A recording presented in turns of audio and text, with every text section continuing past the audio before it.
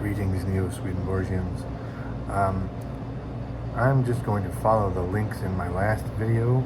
I want to talk a little more about this, the donut trees.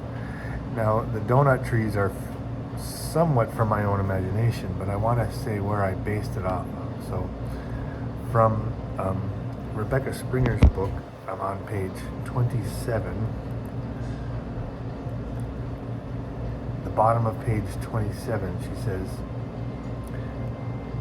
"The fruit-laden branches of the trees hung within easy reach of the terrace, and I noticed as I stood there that morning 7 varieties.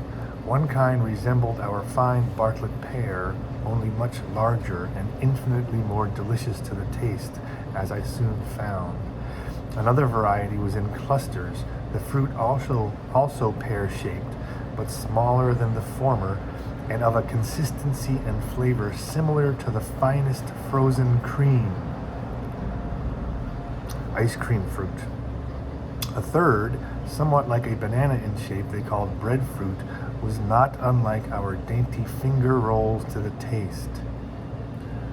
It seemed to me at the time, and really proved to be so, that in variety and excellence, food for the most elegant repast was here provided without labor or care. Once the rich juice from the pear-like fruit ran out profusely over my hands and in front of my dress. Oh, I cried, I have ruined my dress. My brother laughed genially as he said, show me the stains. To my amazement, not a spot could I find. Look at your hands, he said. I found them clean and fresh, as though just from a bath. What does it mean, she says. My hands were covered with the thick juice of the fruit. Simply, he answered, that no impurity can remain for an instant in this air. Nothing decays, nothing tarnishes, or in any way disfigures or mars the universal purity or beauty of this place. That's from Rebecca Springer, linked in yesterday's video. Now I'm going to switch to page 18 of Life in the World Unseen.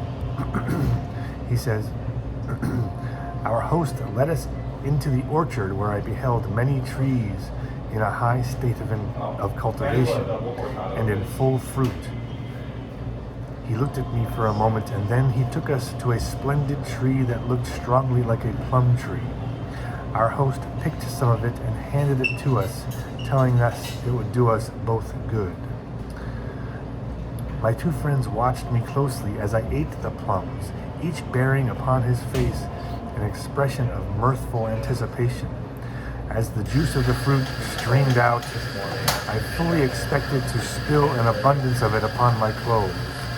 To my amazement, although the juice descended upon me, I could find, upon examination, no traces of it. My friends laughed uproariously at my astonishment, and I thoroughly enjoyed the joke, but was much mystified.